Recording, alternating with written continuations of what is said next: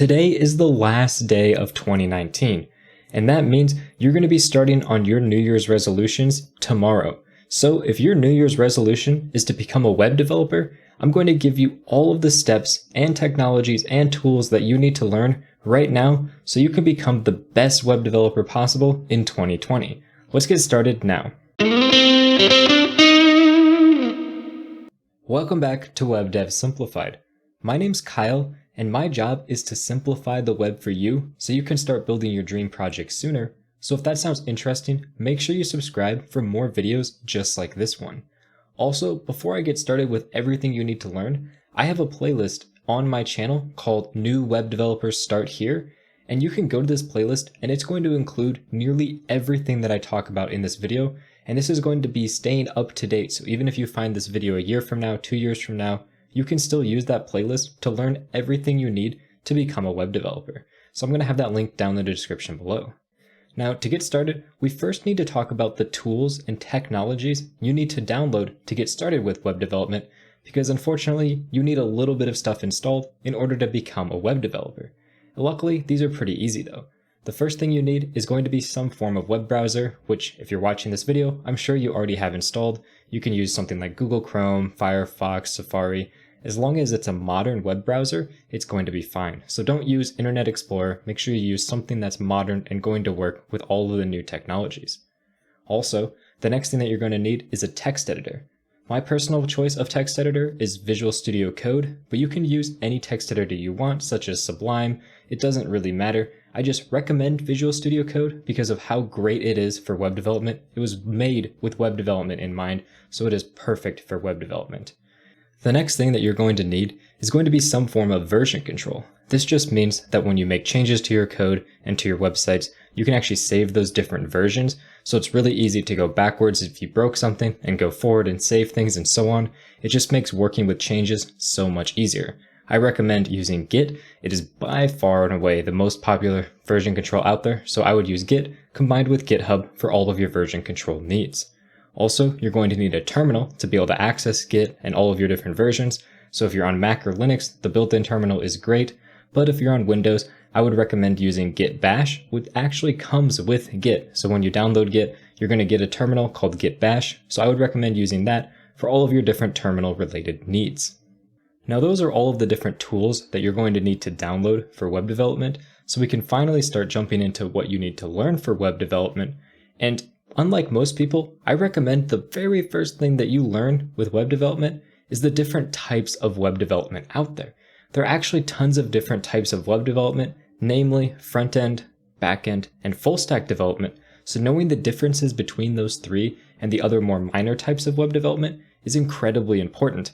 I have a video where I cover the difference between all these topics. I'm going to link it down in the description below. So make sure you watch that video and figure out what type of web developer you're most interested in going into. It's going to shape what you should learn first. So I'm going to first talk about if you decide to do front-end web development. This is what I recommend for most people when they're starting, since it's easier to learn and in my opinion, more enjoyable since it's very visual and you can see exactly what you're doing.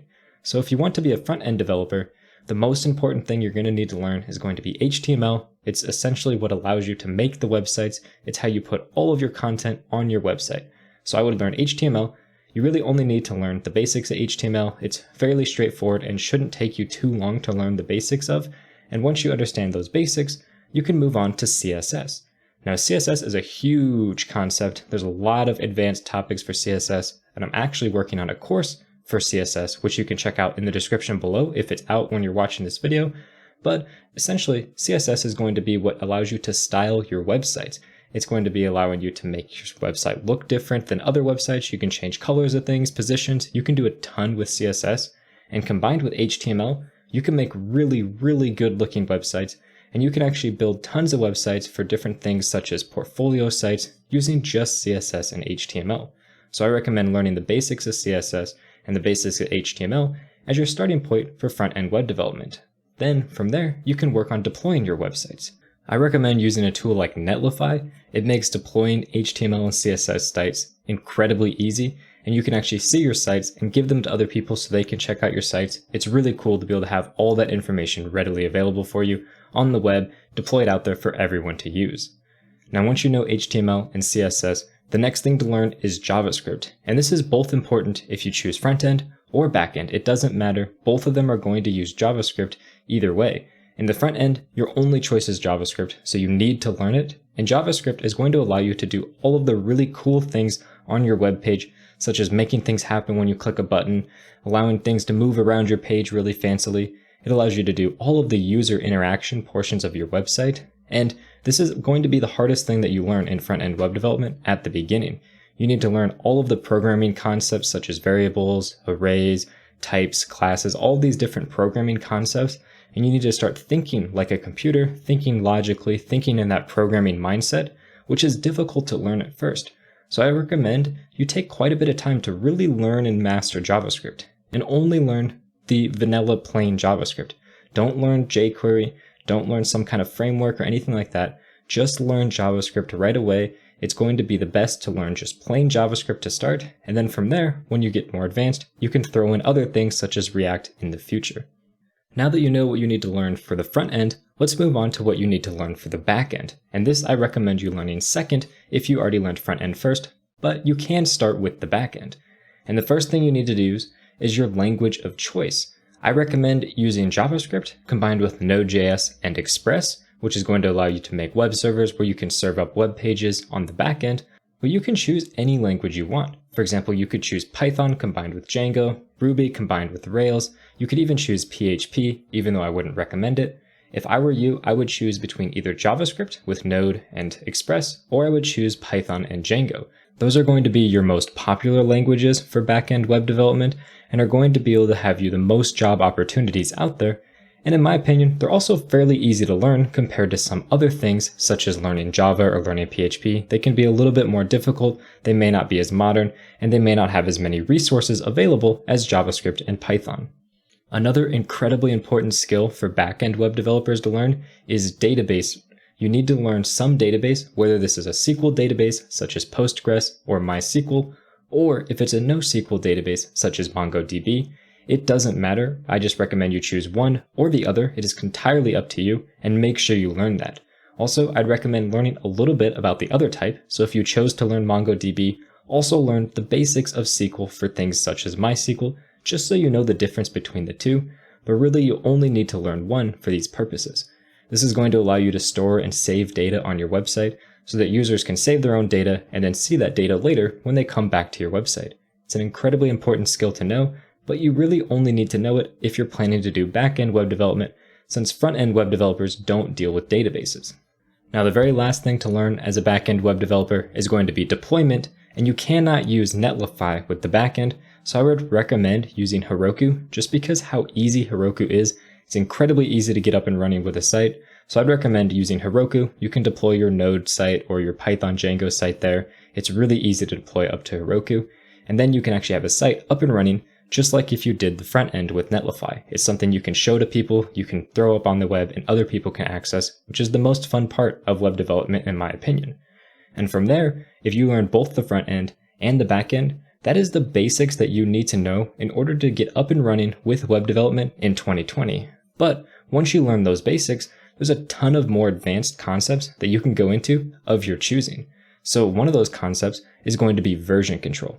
This is something that's applicable to front-end web development, back-end web development, and any form of software development anywhere is going to be version control. You're going to want to learn Git and GitHub in depth. I would even recommend learning this while you're learning the basics of your front-end or back-end development, just so you can get in the habit of using version control, since it's one of the most important skills any web developer can learn, and once you understand it, it's actually fairly straightforward to use and implement. Now, if you want to become more well-versed in front-end web development, the first thing I would recommend is learning some form of front-end framework. Right now, the most popular is by far React, so I would recommend learning React. I even have an entire full course on React you can check out, as well as a ton of React videos on my channel, so I would recommend learning React first, but you could also choose something like Angular, Vue, or Svelte. It's really up to you, but React has the most jobs right now. And when you learn that front-end framework, it's going to allow you to take your apps to the next level and really make it so much easier to find a job. Also, I would recommend learning the very, very basics of jQuery.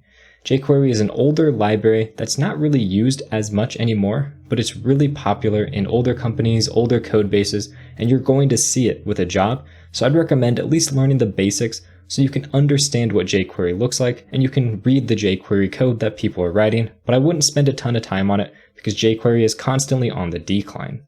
The next most important thing to learn is going to be advanced CSS concepts. This is going to be CSS grid, CSS flexbox, you're going to do CSS variables. There's a ton of advanced CSS concepts, as well as understanding the intricacies of how CSS works, how position works, how display works, how all of these inner workings of CSS actually function, and some of the more complex behind the scenes of CSS, like how selector specificity works.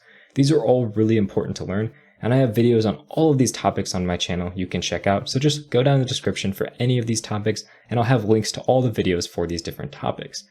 The last two things to learn with front-end web development is accessibility, which is just how easy your site is to access for people that maybe use screen readers, can't read super well, can't use their mouse super well, maybe can't use their keyboard. It's a way to make your site more usable for everyone.